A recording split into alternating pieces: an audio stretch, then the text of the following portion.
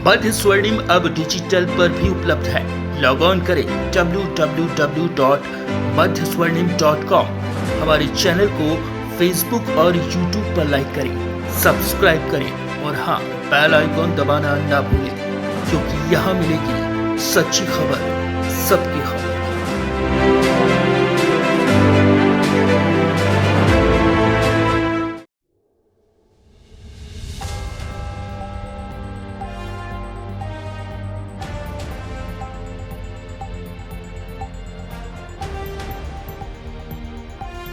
आप सब लोगों को जानकारी में है कि 7 और 8 के दरमियान रात में जो है इंदौर बिलासपुर ट्रेन के अंदर से एक अर्चना तिवारी नाम की युवती जो B3 AC कोच में थी, वहां से वो लापता हो गई। जब से मिसिंग रिपोर्ट कायम हुई है, उसी दिन से हम लोग जो है वो उस लड़की को ढूंढ रहे हैं, मगर उसके बावजूद जो है लगभग 10 से 11-12 दिन तक हम लोगों को वो ढूंढने के बाद में आज फाइनली नेपाल बॉर्डर से लड़की को बरामद किया गया है। मामला कुछ इस प्रकार है कि अर्चना तिवारी नामक लड़की जो है ये कटनी की रहने वाली है। वहाँ से उसने अपना ग्रेजुएशन कंप्लीट किया हुआ है। वहाँ पर ये जो है वो स्टूडेंट छात्रा नेता छात्रा वगैरह भी रही हुई है NSY से। उसके बाद में फिर ये 2 साल तक जो है वो जबलपुर में प्रैक्टिस करती थी एडवोकेट की। उसके बाद इंदौर में ये पिछले 1 साल से एडवोकेट की वकालत कर रही थी।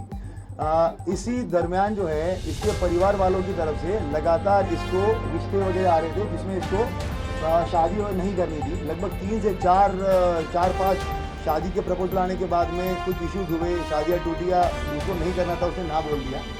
एक इंदौर में जो है इसकी दोस्ती हुई सारांश जोगचंद करके 26 साल का लड़का है, शुजालपुर का रहने वाला है। ये 1 जनवरी के आसपास में, मतलब 1 जनवरी 2025 के आसपास में उसकी जो है वो उसके साथ में मित्रता हुई है। और ट्रेन में ही, इसी सेम ट्रेन में जो है ये उस दिन जा रहे थे और आमने सामने जो है इनका रिजर्वेशन था, तो आमने सामने बैठे हुए थे। ये वकील थी, किसी चीज़ के बारे में बात कर रही थी। सारांश का भी कुछ जो है वो इशू चल रहा था घर पे, तो उस तरीके से उसने उससे बात करना शुरू किया। उसके बाद में बातें जो है वो और भी जो इसके लीगल इश्यूज थे, इसने अपना ड्रोन कंपनी का एक कुछ प्राइवेट लिमिटेड कंपनी बनाने के लिए ये प्रयास कर रहा था इंदौर में, तो उसके लीगल डॉक्यूमेंट को लेकर इन आपस में बातचीत होना शुरू हो गई और उसके बाद में फिर इनकी लगातार बातें शुरू हो गई। जब ये घटना दिनांक जो 7 तारीख है, उसके पहले इसके माता पिता ने और इसके बड़े ताऊ ने जो है वो एक तहसीलदार पटवारी के साथ में इसका रिश्ता फिक्स कर लिया था। उस टाइम पे परिवार के साथ में इसकी लंबी कहासुनी हुई है। उन्होंने कहा कि अब तुम अपनी पढ़ाई वढ़ाई सब छोड़ दो और तत्काल वापस आ जाओ, तुम शादी करके जो है वो तुम्हें जाना ही है। अब की बार जो है वो तुम मना नहीं करोगी और तुम्हारा जो पढ़ाई लिखाई, वो कोटिल एकेडमी में इंदौर में पढ़ाई लिखाई कर रही थी लड़की जो है वो, साथ में वकालत कर रही थी, तो करियर खत्म करके अब तुम्हें सिर्फ जो है वो शादी करनी है। ये इस तरीके की बातें जब घर में चल रही थी तो उसका काफ़ी बहसबाजी हुई है।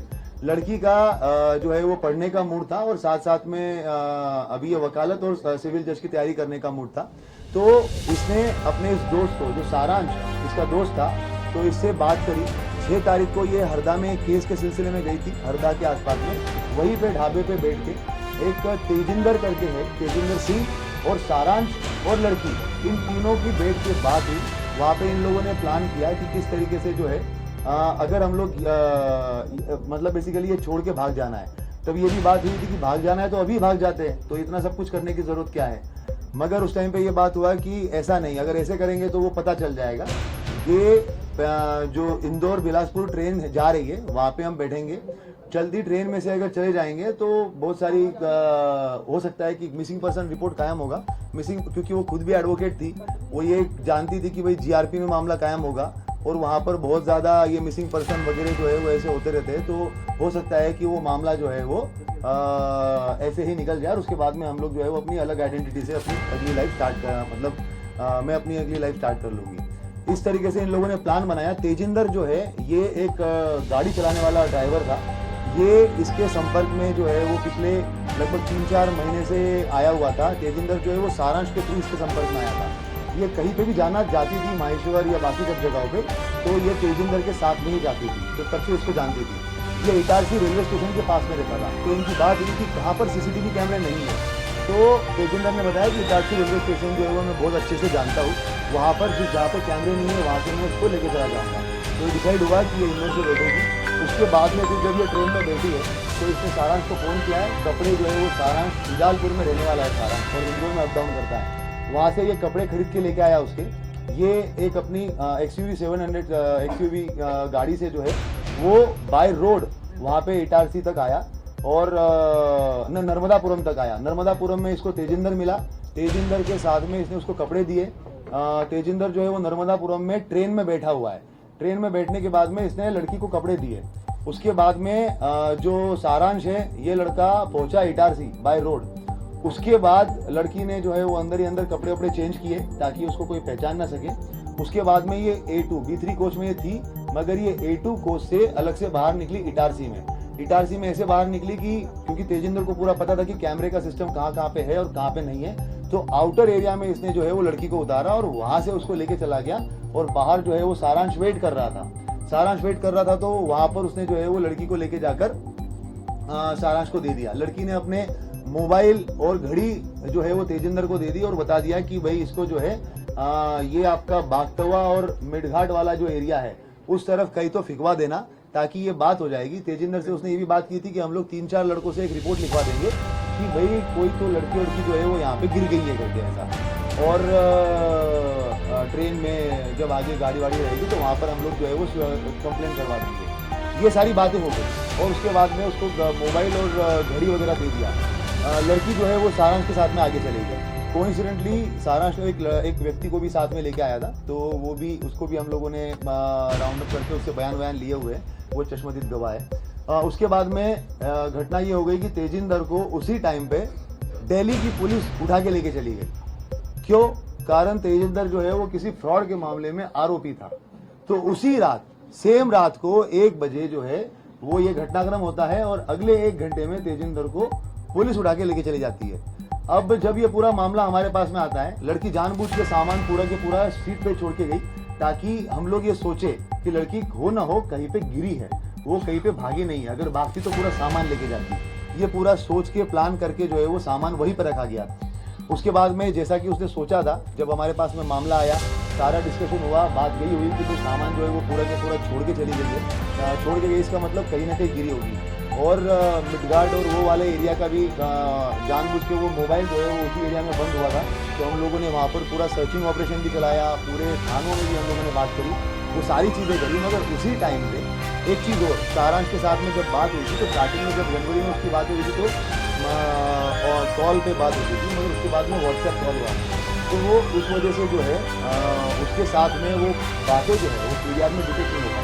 हम लोगों ने ICDR निकालने के बाद में उसका नंबर से जब वापस आया और पता चला कि इससे वापस ये बात हो रही थी और ये लड़का छूट गया है पूछताछ करने के लिए, उसके बाद टीम जो है वो उस तक पहुंची है। तेजिंदर को जब हम लोगों ने ये पता किया, तेजिंदर का नंबर मिला और जब हम लोगों ने उसके बारे में डिटेल पता किया तो हम लोग काफ़ी श्योर हो गए थे कि तेजिंदर इस मामले में लिंक है। मगर जैसे ही हमें पता चला कि ये जो है वो चोरी के मामले में दिल्ली पुलिस उठा के लेके गई है, तो हमें फिर स्टार्टिंग में लगा कि हो सकता है कि ये किसी दूसरे मामले में है। और जब सारांश को उठाया गया और सारांश से जब पूछताछ हुई तो उसने बताया कि तेजिंदर, लड़की और इसने सबने मिलकर ये प्लान किया था। लड़की सारांश के साथ गई, शुजालपुर में गई है, वो गाड़ी में नहीं गई, कहीं से बाहर उतरी नहीं। इन लोगों ने इसके चीज़ का ध्यान रखा कि कहीं पर भी टोल नाका नहीं आना चाहिए, क्योंकि पुलिस जो है वो टोल नाके पे भी CCTV कैमरे देखती है और अगर गाड़ी के थ्रू RFID से अगर पैसा कट जाता है तो उससे भी जो है वो डिटेक्ट हो सकता है। तो इन्होंने टोल नाका अवॉइड किया और ऐसे ऐसे रास्ते से गए जहाँ से टोल नाका नहीं है। शुजालपुर गए, शुजालपुर के बाद में फिर ये ऑर्बिट मॉल के आसपास से कहीं से इन्होंने एक दूसरा मोबाइल खरीदा।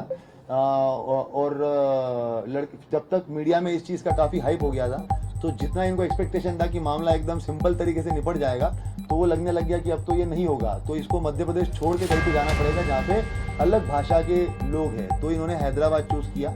उसके बाद ये बुरहानपुर गए, बुरहानपुर से इन लोगों ने जो है वो हैदराबाद की बस पकड़ी।